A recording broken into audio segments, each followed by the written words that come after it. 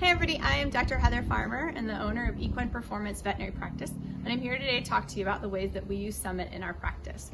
The first way that we use it is the Summit IM, and we use that for all of our performance horses that have mild arthritis, that are stiff, maybe they take a little bit longer than they should to warm up, as a preventative and as an anti-inflammatory.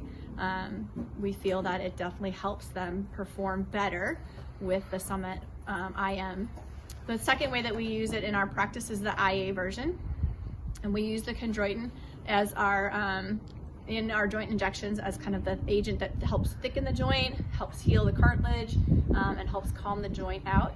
We use it both by itself and or with steroids, depending on the use in the case and the horse that you're using it on. We have used it alone without the steroids in young horses, that the owners don't want to go to the route of putting steroids in, but the actual joint has a inflammatory component to it. Or we use it in a lot of the old cushionite horses and ponies that maybe we don't want to use the steroids in, but we still need to put something into that joint to calm it down. The third way that we use Summit, we use it in conjunction with PRP when we're trying to treat tendons, both a desmitis as well as tendons that have holes up to about 50% of the tendon.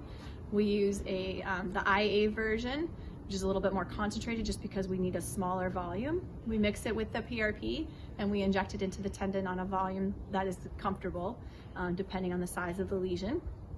Those tendons we feel like are healing in about half the time on the ultrasound, so you can see it fill in much quicker, and those horses are going back to work 2 to 3 months earlier than they would if you use just PRP by itself or stem cells. The fourth way that we use it is in wound care.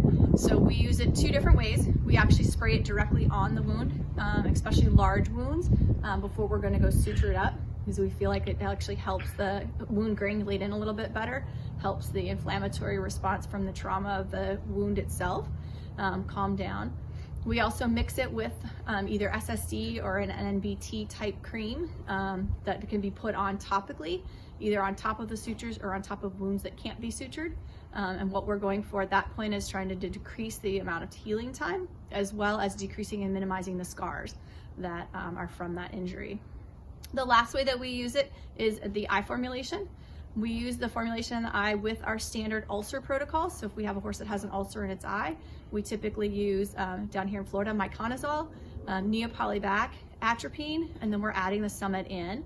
We feel like the Summit actually acts like a scaffolding, so those chondroitin molecules will kind of give a base for the eye ulcer to heal back over into the cells to spread across the ulcer, so they're healing in about half to 60% of the time that we would expect them to heal with our normal protocol.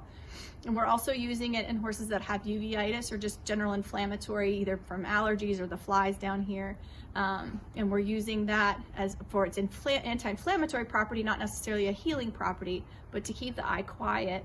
And when we do the uveitis cases, we've been doing them twice a week, and that seems to be keeping them much quieter without having to use the steroids in their eye.